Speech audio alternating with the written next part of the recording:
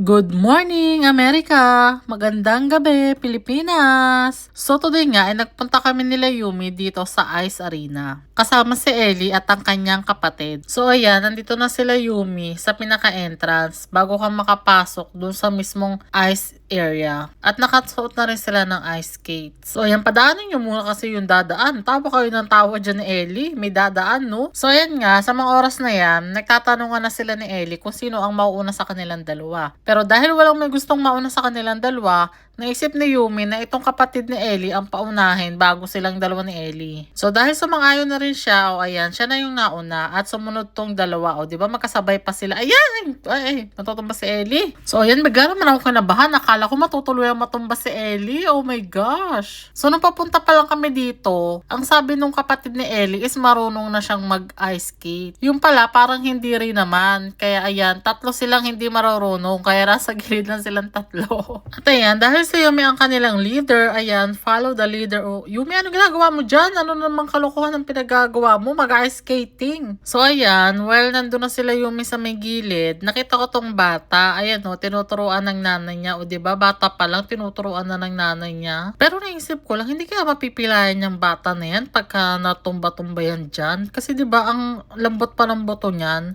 Ayan, yan na nga ba sinasabi ko. Ayan, natumba na. So ayan, habang naandun sila Yumi, umakit ako rito sa pinaka second floor para mas makita ko yung area tsaka para mas makita ko sila Yumi. Bale, ang binayaran pala namin dito kasama ng entrance tsaka yung pag-arkila sa sapatos, yung sa ice skates, bale $15.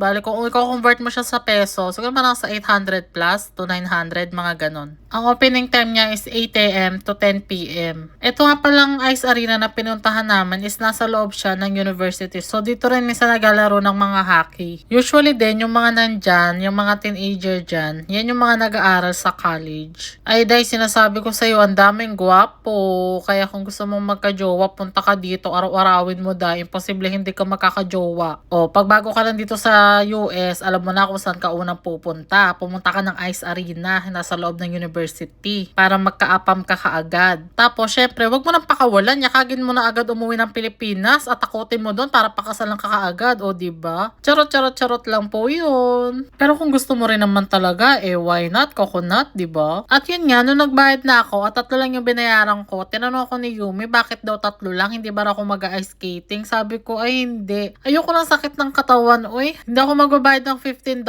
para sumakit ang aking katawan. Lalo't hindi naman talaga ako marunong mag-ice skating. Kasi nung dati sa Pilipinas, nakapag-try naman ako mag-ice skating sa MOA, sa Mall of Asia. Sa loob siya ng Mall of Asia. Nung dati, nung nagkatrabaho pa ako malapit sa MOA. At nabalitaan nga namin na merong ice skatingan sa loob ng MOA. So, dalawa kami ng kapatid ko noon na naka-experience na mag-ice skating. Hindi ko kinaya. Sumakit ang aking katawan, sumakit ang aking pawitan, sumakit ang aking hita. Kasi 'di ba kapag mag-ice skating ka, ang gamit mo diyan yung although buong katawan ang gamit mo, pero mas gamit mo yung sa may legs, yung muscle mo sa legs para makontrol mo. Yun dahil kinabukasan sumakit ang aking legs. Sumakit yung mga aking muscle. Alam mo yung feeling na umakyat ka ng bundok at bumaba at umakyat ulit at pagising mo, ganun nakasakit yung legs mo, ganun na yung experience ko. Sabi ko, hindi ko na uulitin magganito ulit. Pero syempre, pag first timer ka, sobrang exciting kasi nga, first timer, biruin mo ba naman, may ice skating, 'di ba, sa Pilipinas? 'Di ba, usually yung mga ganitong ice skating sa ibang bansa lang kasi hindi naman nag-i-snow sa Pilipinas. So yun, tinry ko for the first time and for the last time.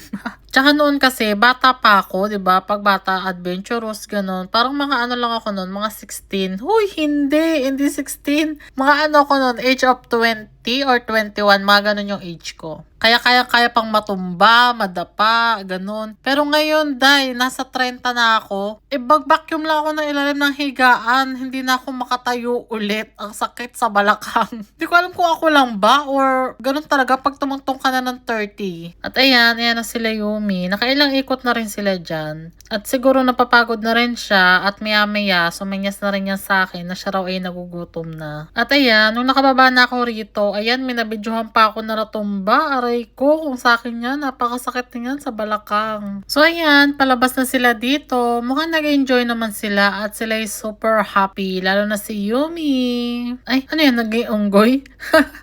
So, ayun lang. At kami ay uuwi na rin pagkatapos nito. Yun lang for tonight. Bye!